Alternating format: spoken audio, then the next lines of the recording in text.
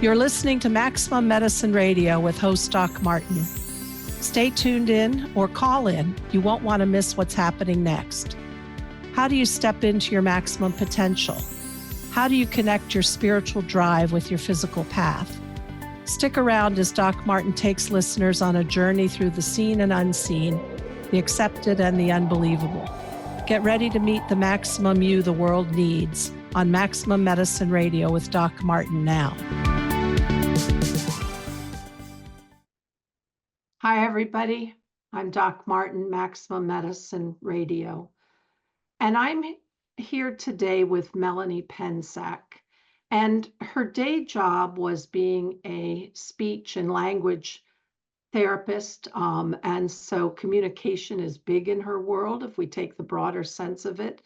But what I loved about it when I learned about her is that things that I love to teach about and have everybody think about is she had a big health challenge, but in her journey, she turned to the land.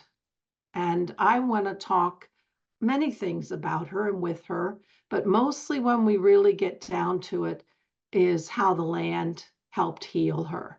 So that's the juicy part we're going to get to. But Melanie, welcome. I'm so glad you're here. Thank you for having me. It's really a pleasure. I appreciate it. So before you dived in your life into all of this, let's say more alternative way of living and being, you were a speech pathologist. Are you still a speech pathologist and therapist? Yes, I am. I wear several different hats in my professional life at this point and am enjoying that. Women, I think, we have this special ability to have talents in many areas.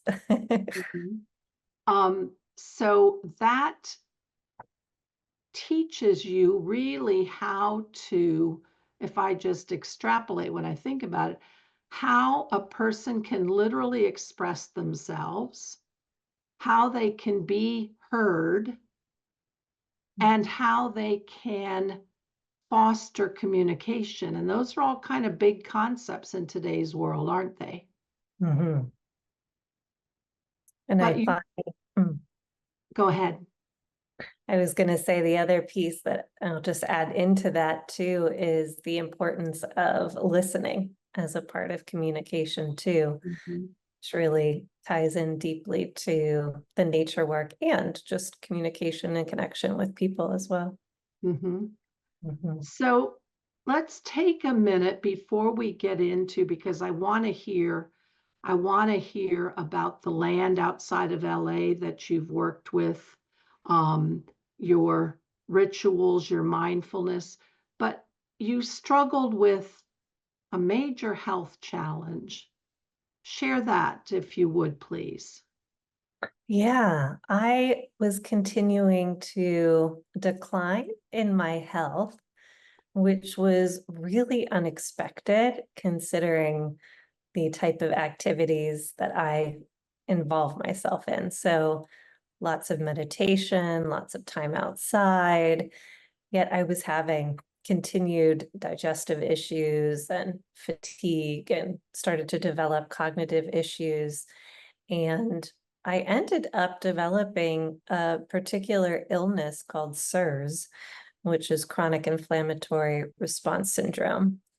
And just like it sounds like, it's a massive amount of inflammation in the body, but in a particular part of your immune system called the innate immune system.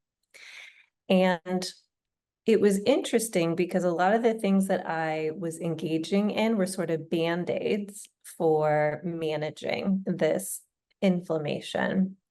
But I then had some pretty strong exposures, we would call them, to living in water damaged buildings that had bacteria and high counts of mold, too much for our body to handle, which really propelled me into a quite serious state of health. And it was really a challenging, disorienting time until I realized that 25% of the US population has a genetic susceptibility to this particular type of development in their immune system. So all the things that I was doing and working on with meditation and acupuncture and healthy living and eating, they were not able to fully remedy what I had going on in my body because on a genetic level, something has shifted and changed. And Well, so, it's interesting. We talk about the naturopathic and holistic healers have talked about it more. Mainstream medicine talks about it, coronary diseases, inflammation, and such is inflammation. And now we talk about COVID being major inflammatory stimulant. Um, yes. but what you experienced is not just the kind of chronic, I'm not playing it down when I say run of the mill, but it's so in everybody, Mhm, and then perhaps it gets a little more and somebody has an autoimmune condition, mhm, but you have gone, it's like you took a trip to the outer worlds of mhm, inflammation. I mean, you mhm. went back to the big mothership.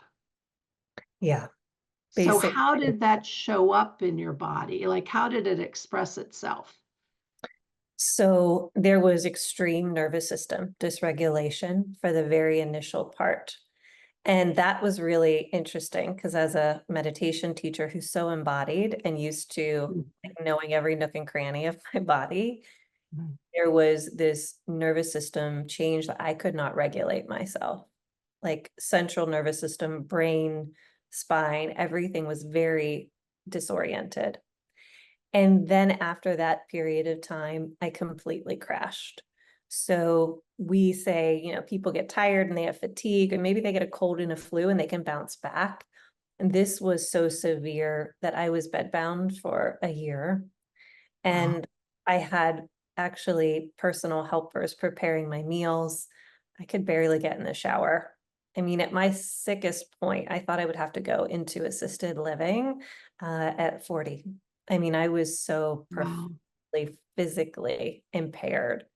And so that was a really deep and dark year of being in unknown waters, trying to understand, what is going on here, because the traditional Western physicians could not find anything that was incorrect in my blood labs and markers, and Mhm. even the naturopathic and allopath and the other, Mhm. alternative medicine. I don't like to say alternative, but that's how some of the world identifies that.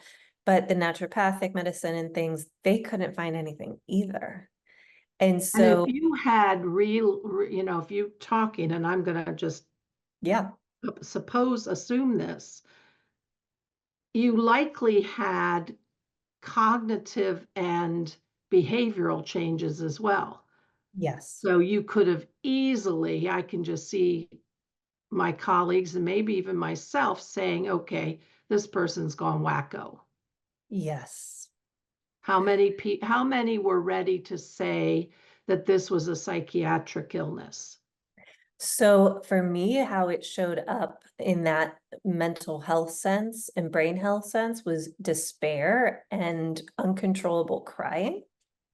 And so the parts of the brain that I think the biotoxins really impacted, like the frontal lobe, the emotional regulation, for me, it showed up as just tears, like unconsolable tears.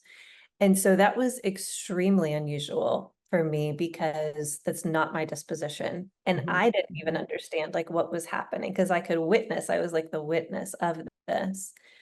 And I also had enough wisdom to understand I had to be very selective on who I shared and talked and um, went to go see with this because I knew very much what you're pointing to, that people are going to think that I'm making this up.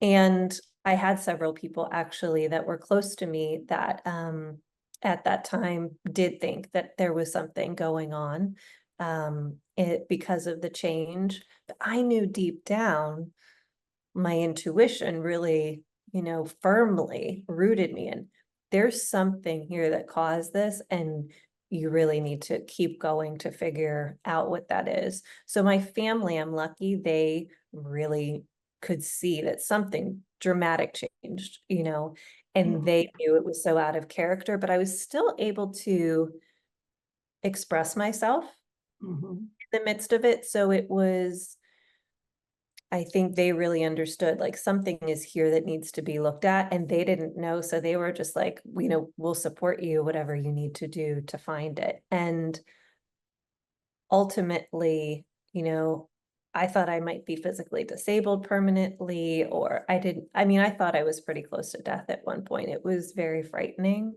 the way my blood pressure and my energy level was so intensely impacted.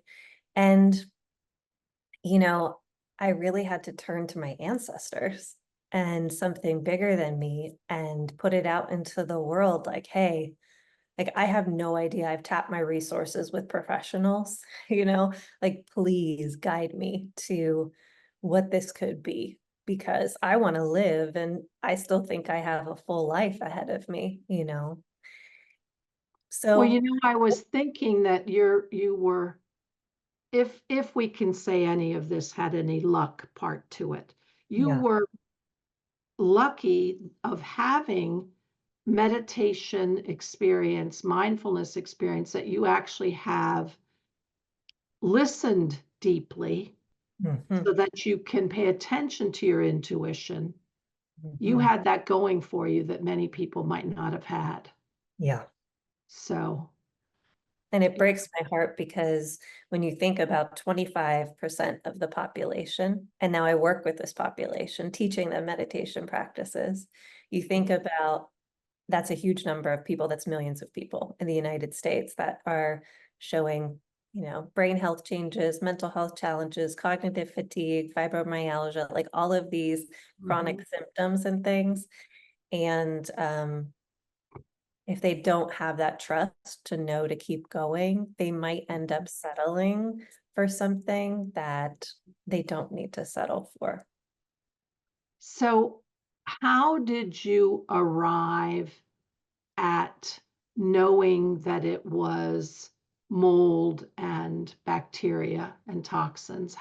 How did your intuition guide you to somebody special? How did you get there? So it was following the little signs that started to show up. Like I had an invitation in my email inbox that there was going to be a mold summit online. And I was so sick, all I was doing was like laying in bed or on the computer, right? And so I decided to pay attention to that. And then I had a hunch that I needed to tell this other person. I was in a mind body group because I was almost wondering for a while, was this mind body? Like, am I missing something here? And there was a physician that came on, and I said, after I watched the mold summit and started to put some of my symptoms together, I'm like, I think that this might be a mold illness that mind body work is not necessarily going to completely solve.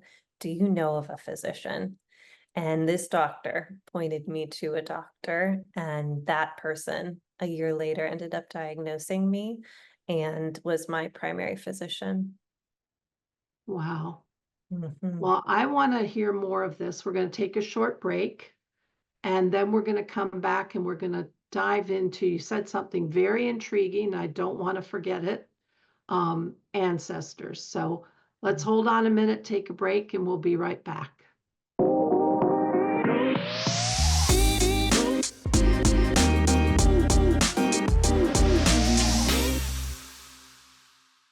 Hi, everybody. We're back. I'm Doc Martin, Maximum Medicine, and I'm here with Melanie Pensak, who is telling us about her unbelievably challenging health issue. I mean, unbelievable to go from a fully talking person to being bedbound and thinking that she would maybe not even live.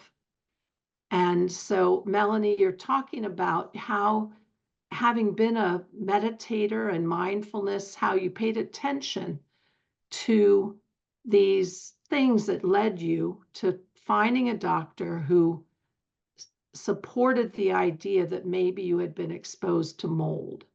So you found that doctor, then what happened? Yeah. So after that point, I started a particular protocol. I had genetic testing done that showed that I had the haplotypes, which means the changes on chromosome 6 that make you susceptible to these types of issues, where you can't detox it the way other people would be able to do it. And went through a particular types of blood tests that look at the innate immune system. So completely different than everybody else looks at with autoimmune or the main immune markers. It's more innate immune system markers. There's a handful of them that are specifically studied that show the illness in the body. There's a man, Dr. Richie Shoemaker, who discovered SIRS and his protocol.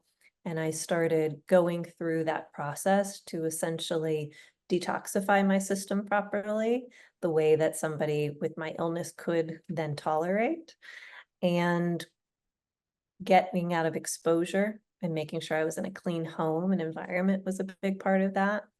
And then starting to take different medications and peptides to really start to heal the brain, which then allows the rest of the body to heal. Tell me a little bit. I'm curious about the the science behind that, and tell me about these peptides and brain activity. Yeah, so what happens when you're exposed to a biotoxin and you can't clear it from your system, it continues to recirculate. So it goes from your gallbladder into your stomach, through your digestive system, and back round and round again until you take the proper medications, the binders that have the right positive, negative charge to remove it from your body. So that's really the first step. That's really important to take part in to get that out of your body. And then there's a lot of damage that's done to different parts of the brain because you sort of like breathe these things in and it goes right up to the little sensitive parts of your brain, like the pituitary and your hypothalamus and these parts That's of, really creepy. yeah. So, and then they get enlarged or shrink, sort of depending on the type of exposure that you've had. Mhm. This causes a change in your hormones. And then it causes all these cytokines, the inflammation to erupt in the body and be uncontrolled. So we know a lot about cytokines from COVID, right? You know, these Mhm, mhm. inflammatory out of control cascades. Well, that's sort of what happens because of the parts of the brain that are impacted with SIRS. And actually, some of the physicians that I'm involved with are leaning towards COVID being another biotoxin that causes Well, the same sort of inflammatory pathway as molds and bacterias. I wouldn't have known that connection, but boy, have I known beyond being a troublesome virus, COVID is really, really a trigger for a massive inflammatory leading to vascular events, which is what's, yeah. Whew. What's wild about this illness is then it impacts the way your mitochondria are functioning too. So it causes fatigue and parts of your brain then also start to atrophy or swell. And so that causes the fatigue and then all different types of symptoms like dysregulation with your ability to like stay hydrated, for example, or a lot of cortisol issues and hormonal changes. And over time, as you start to go through the protocol, which is getting out of exposure and getting on the binder and treating something called MARCoNS, which is a staph infection deep in the Mhm. nose that people with this illness get. And then at the last step, you take something called vasoactive intestinal peptide, which Mm. is a nasal spray peptide that Mhm. there is research to back it up done by the Shoemaker group that it helps to actually correct brain atrophy. And that means that people can then become more resilient to future exposures and their immune system can go back to the way it needs to be. And it helps to correct parts of the brain. It actually grows brain. It's pretty Wow. amazing. Yeah. Yeah. So this is relatively what you were talking about something for just a second. It's relatively new to me, so I apologize to all of those in more holistic fields that have learned long ago how important the mitochondria are. But one of my guests next month wrote a book back in, gosh, maybe 2011 on mitochondria, as a naturopath, on a mitochondria and the future of medicine. But I've been really opening my eyes and learning from the holistic medicine community. I'm pretty steeped in mainstream medicine, but I'm learning about mitochondria are powerful little guys. And I'm not sure we give them the credit they're due. And I'm not sure, and you know all this already, so I'm probably not telling you anything you don't know, but we don't always give them the nutrients and the substrates they need to work, to function fully. And I keep getting these intuitions, and then I'll go and look it up. And sure enough, like, are the mitochondria off base as part of Parkinsonism? Well, so I get this intuition and I look it up, and sure enough. Well, anyway, so I can just imagine that when you finally gave them what they need to function, that could be a huge turnaround intracellularly for your little cells to, beef up their performance.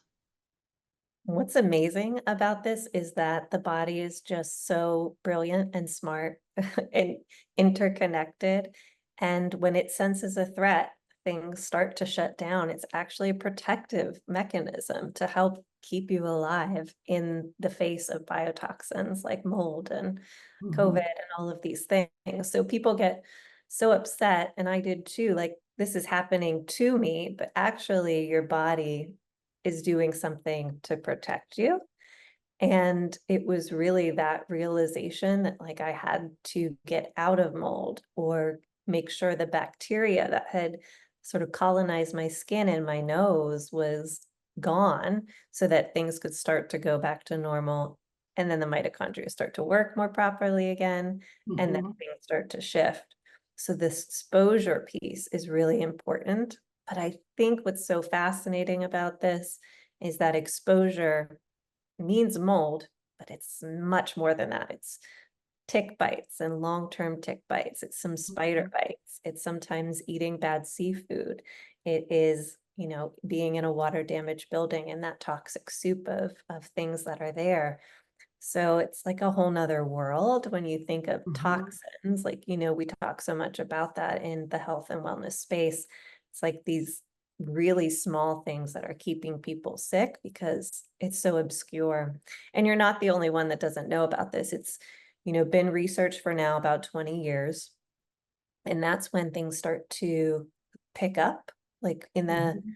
medical world, it takes about 17 years for research to make it to new doctors and things, if you can believe it or not. Like the doctors that are seeing you really, they're like 17 years behind, which is Mhm. wild. Mhm.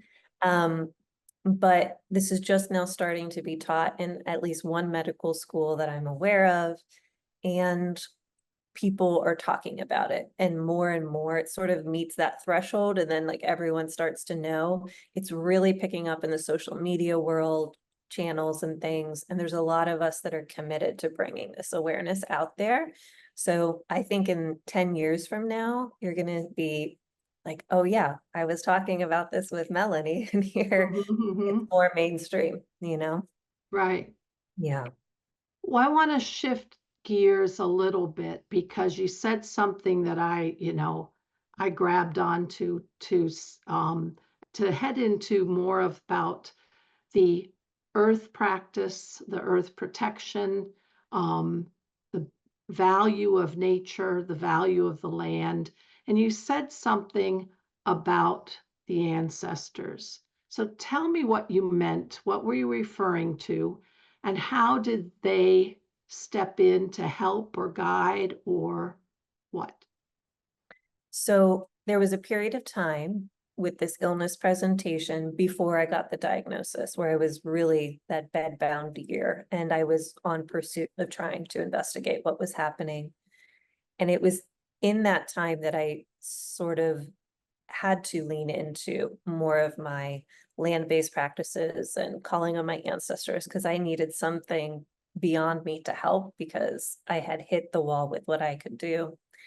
And in my apartment at that time, I had actually like a plate that had soil on it from the land that I was living on. And that was a practice that I had picked up from another teacher where, collecting the soil from where you're on and putting that in your space. And I had a candle on that. And, every day when I was able to, I would light the candle and then just really say, hey, like I am stuck here. My ancestors, the ones that I don't know, the ones that I know, like I really, now is the time that I need help and I need guidance to get to where I'm supposed to be. And like, you got to step in, like I hand it over to you. And so it was a part of my daily ritual where I would connect to the land because I couldn't go outside, right? Like I couldn't be physically outside very much at all during that time. And it was a way for me to just feel that deep connection to something that I knew would help get me where I needed to go. And so that's where the listening comes in, as a speech therapist and a meditation person, you have to be paying attention and listening to what comes through. And so it was, something on the internet, and then it was, talking to this person and saying, like, I would get an impulse in my ear, like, you need to say this to this person. So I would just say it. I had no idea why. And then that person gave me the doctor's name. And, so it was sort of like following the steps. And I really feel like even though I was in isolation, because part of this happened during the COVID pandemic. So I was so isolated because of that.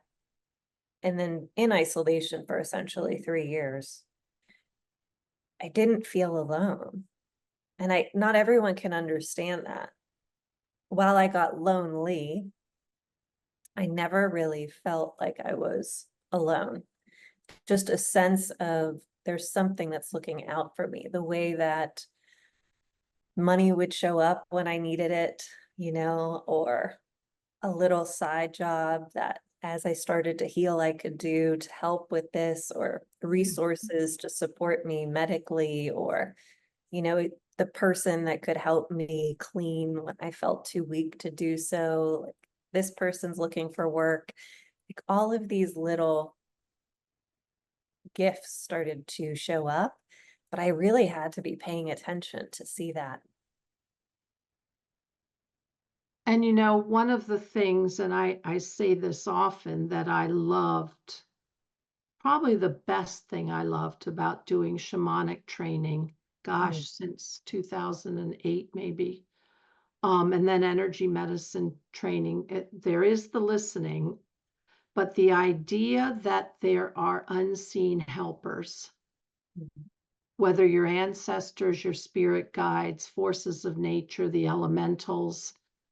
And for me, if my human world is chaotic and dysfunctional, as many of our childhoods are, the idea that I have helpers, then with that came an incredible sense of trust mm, and faith. And that idea of, I'm not alone. And there is such well, it's like being held in a kind of cradled, because when you've establish those relationships, you don't feel alone. You feel so supported. Mhm. And then if you're quiet enough, and then you get the little whispers in your ear that you go, okay, I get it. I'll do that. Okay, I'll do that. Mhm. And that's a big thing, isn't it? When that you have to be, and this is perhaps where you talk about reciprocity, that you have to take what they're saying, not Mhm. only stop and listen so you hear what they're saying, they, whoever the they is, the forces, the guardian angels, whatever, but then trust that they know something you don't Yeah. and can't bring it forward into the human world. And that may not have been a big step for you being a meditator and doing mindfulness, but that's a big step for a lot of people. I love how you've laid that out and said that. And it was actually a big step for me because while I trusted my intuition and the guidance I was receiving in small ways when life was going well, I Mhm. had never really had to trust in it in a way that was so much deeper during a significant challenge. It's one thing to take a risk and do something when things are going smoothly. Mhm. But when like life is on the line or your health is on the line or your, financial resources are on the line, to really trust in that and trust that there could be an outcome that's greater than you thought.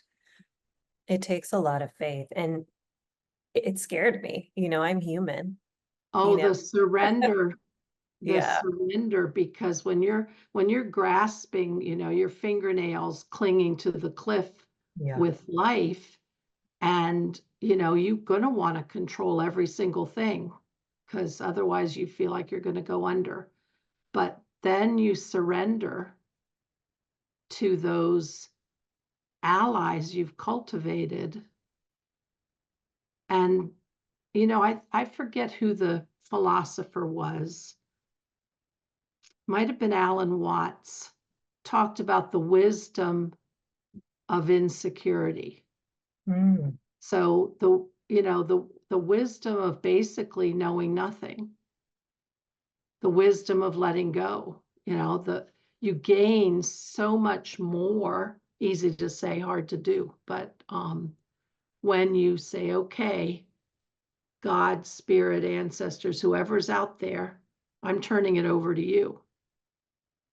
And out of that comes an incredible, it sort of breaks open, doesn't it? Yeah. And it was a process too for me. I feel like, where I started to surrender a little bit and then I would see something come through and I was mindful and aware and Mhm. paying attention and I could sort of acknowledge, wow, thank you. And I would verbally say this out loud, like, thank you for sending this to me. And that reciprocity piece, it's like, okay, and that led to the next thing. Thank you. Thank you. So it's sort of like if I can trust that this one thing happened, maybe I can trust, that this next problem will help. There'll be some sort of solution. And it sort of builds on itself until in my experience, it became more like, okay, I get it now. Like Mhm. I'm really, I trust this and I don't doubt it. But there was like, 80% trust, 20% doubt, and then 85% trust and 50. It was sort of for me that sort of process, and I think that that's one of the big lessons of these 3 years for me has really been breaking me in almost like a wild horse. Like, Mhm. okay, now we want total trust from you at this point. And that has led to some pretty amazing things. Like I have woken up in the morning with a download of you need to start a podcast for people with this illness. What are you talking about? And it's like you need to ask all these people to be on your show. You need to talk about this. And like, no way, I'm still sick. Like I can't do that. But I did it. And Mhm. I just like followed all these things that were asked of me.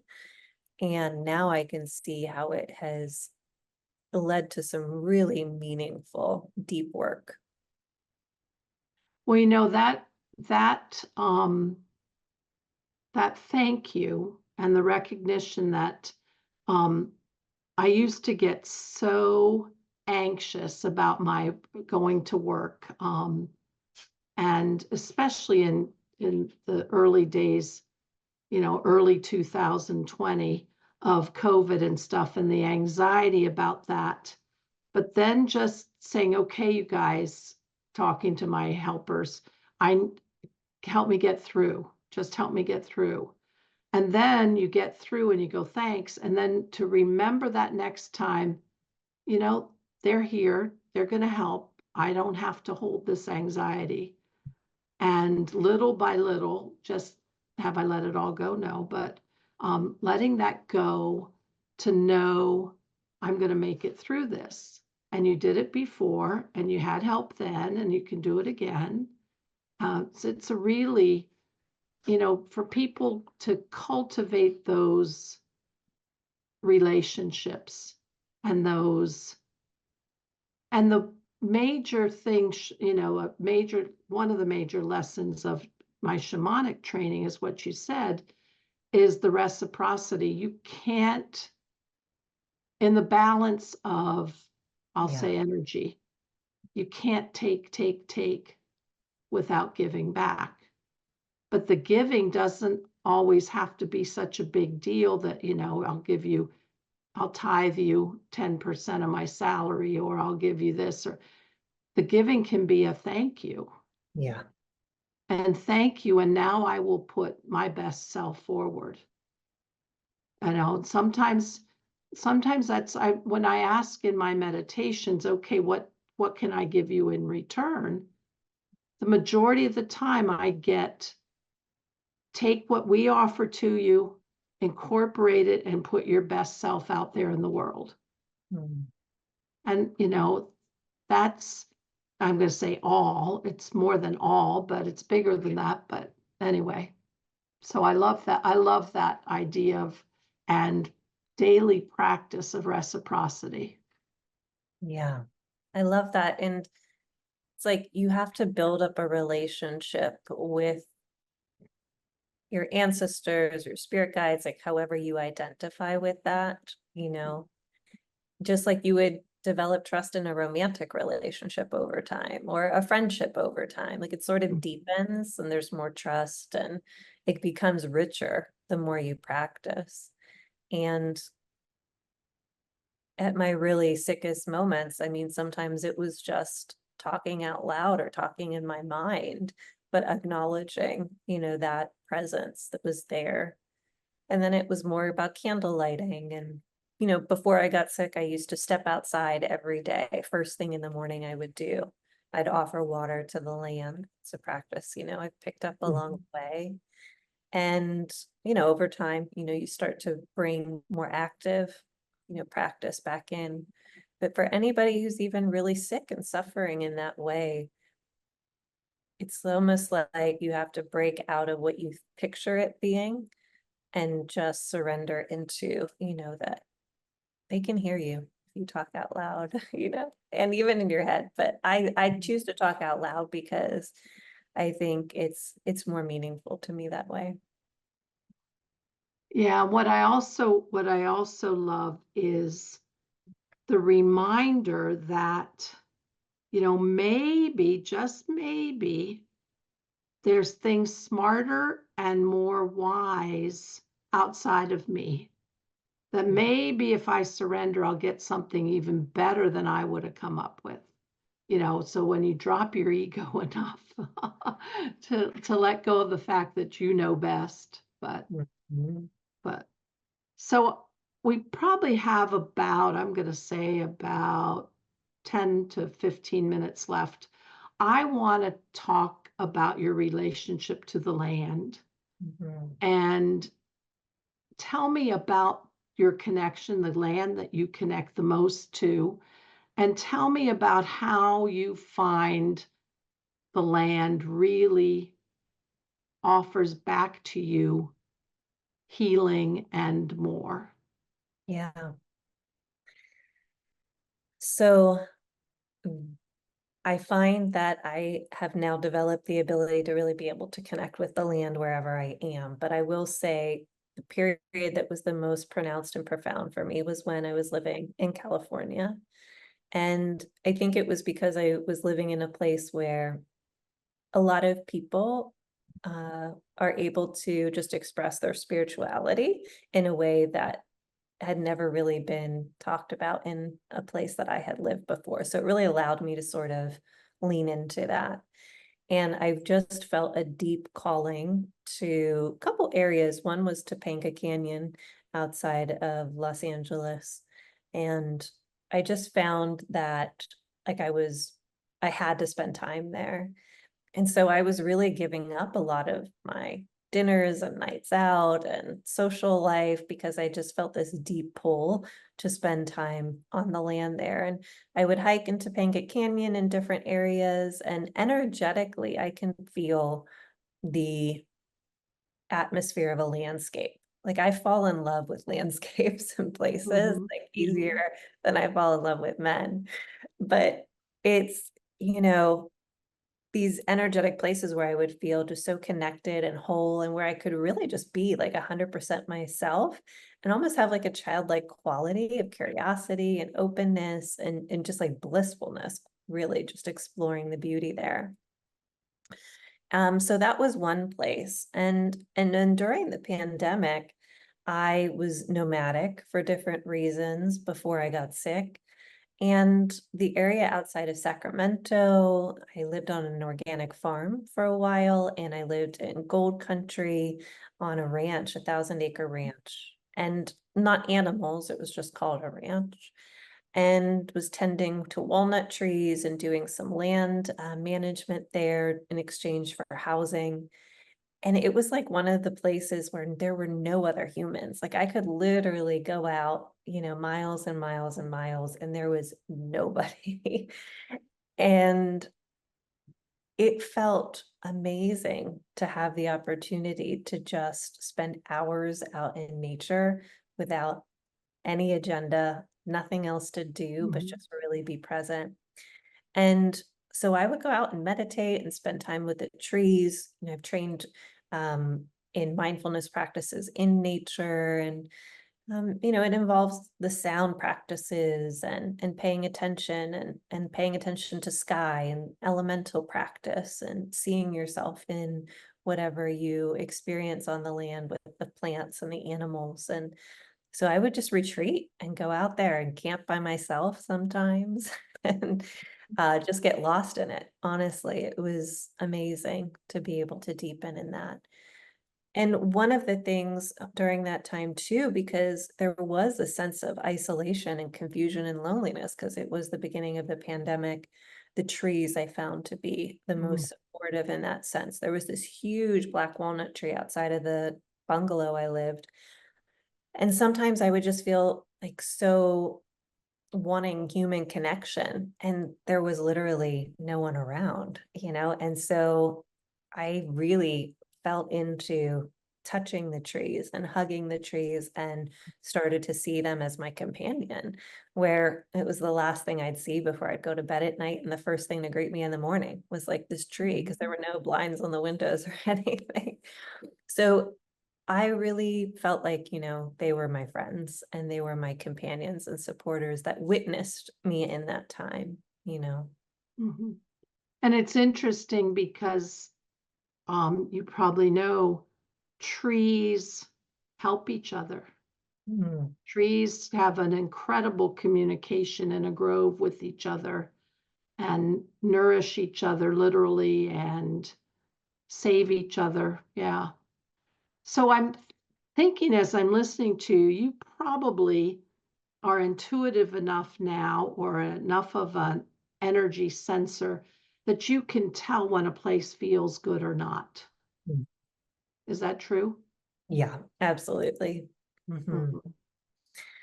Mhm. Indoor buildings and outdoor environments, likewise. So I can sort of sense that, a place might have water damage or things that are unhealthy for my system. And then, even out in exploring and finding places in my area where I live now, I can really sort of sense like that this place is healing and could provide a lot of support. And then there are places where it's like, nope, not going to go there. Or maybe that place is regenerating in its own way. It's a very natural pull that I get, and I just sort of follow that at this point.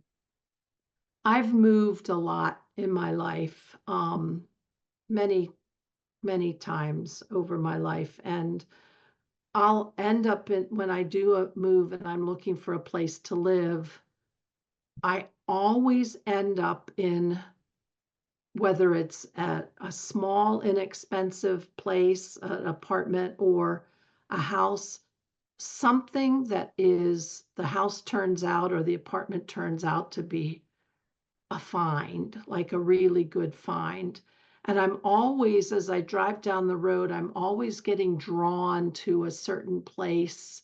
Mhm. And it's turned out to be helpful in my life because I've stumbled, we'll say stumbled. I never was aware that of what I was sensing, but I've landed in really, really lucky places.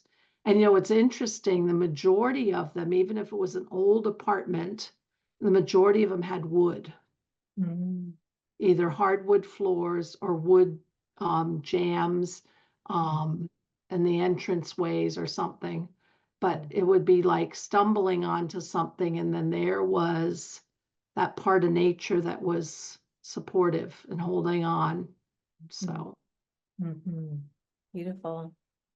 we have just a couple of minutes left, and um, I want to make sure you take time to have the listeners know how they can reach you or hear your podcast.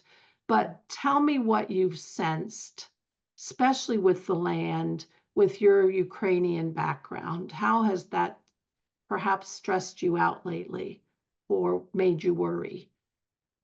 Yeah, it was right before the pandemic, I got really drawn into my ancestry and wanting Mhm, to explore it, and particularly my mother's side, which is the Ukrainian side. And it was amazing to connect with that lineage and to start to explore those women because we come from the Carpathian Mountains in mhm, a sort of like Poland, Ukrainian border for a while. It's really technically Ukraine. And it's the Lemko people. And what I learned about how they lived is really in alignment with the land. And so before all the Christian influence, all of the symbols of the dresses the women wore, the symbols on the bread, on the Ukrainian eggs, like everything is related to the elements. And so it was this really validating experience to know that like my strong interest, because the immediate family that I have is not so land oriented, mhm, that like this came from somewhere, that there are other people in my family and lineage that really connected to the land deeply and lived in alignment with the moon cycles and the seasonal cycles and all of that before the Christian influence. So that was really powerful and validating because I think we all, sort of seek that sort of, who in my family is like me or the connection, in some way. And it's been difficult whenever, the war broke out in Ukraine and seeing, what's happening over there. It's unbelievable. And yet there's something deep inside of me that like understands their desire for independence and fighting for their land and their ways. And a part of me feels like the reason I've gotten through, this illness and come so far in my recovery is because I have, these strong ancestors and people that fight for their independence. mhm, So, my distant family is still there, but they are pretty far away from the immediate issues, and they've chosen to stay where they are in the mountains and to, continue on. So that was really interesting to me too, because, from a distance, I sort of felt like, oh, of course they're going to want to go somewhere and leave. And the reaction was quite the opposite. It's like, no, this is our land and this is our place and we're here to fight for it. And I got a lot of inspiration to, in my own recovery, to pull on that. Like, I'm fighting for my independence in my life too. Mm-hmm. I love that. So just a couple minutes left. Tell everybody about your podcast Yeah. and how they can listen to it and how to connect with you. Yeah, I have a couple different things and ways to connect. So I do teach regularly in something that is an online membership community called the Practice Portal.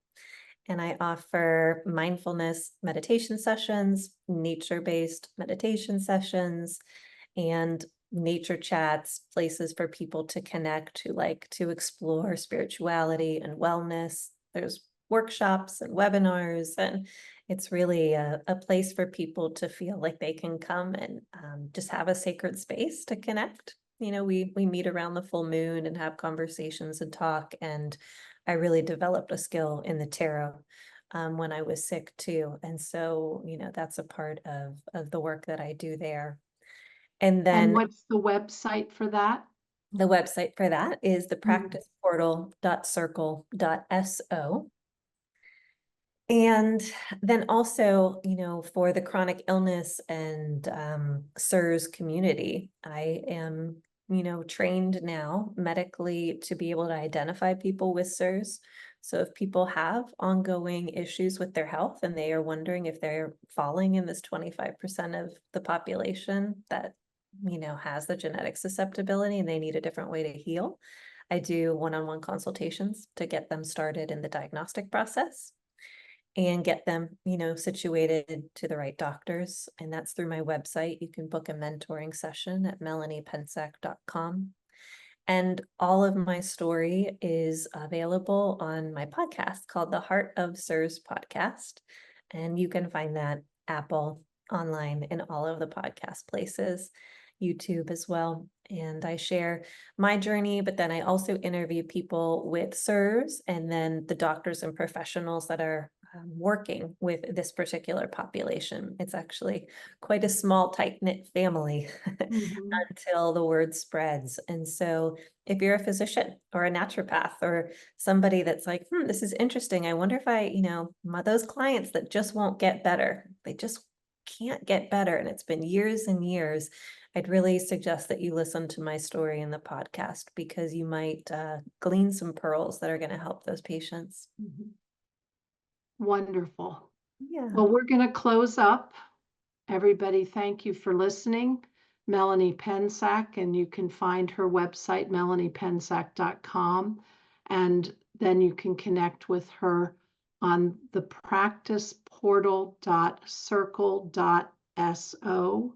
Is that correct? Did I say that? Okay. Yeah. And Melanie, thank you for being with us tonight. It was very, very nice talking with you. Thank you so much. I appreciate it. Okay. Good night, everyone. Good night. You've been listening to Maximum Medicine Radio with Doc Martin. Tune in next time while the doc talks health, spirituality, and the impact your beliefs have on every part of who you are, body and soul. Doc Martin unpacks the challenges we face as human beings and teaches callers to open the door between the scientific and the mystical. To learn more about Doc Martin and Maximum Medicine, visit www.sharonmartinmd.com.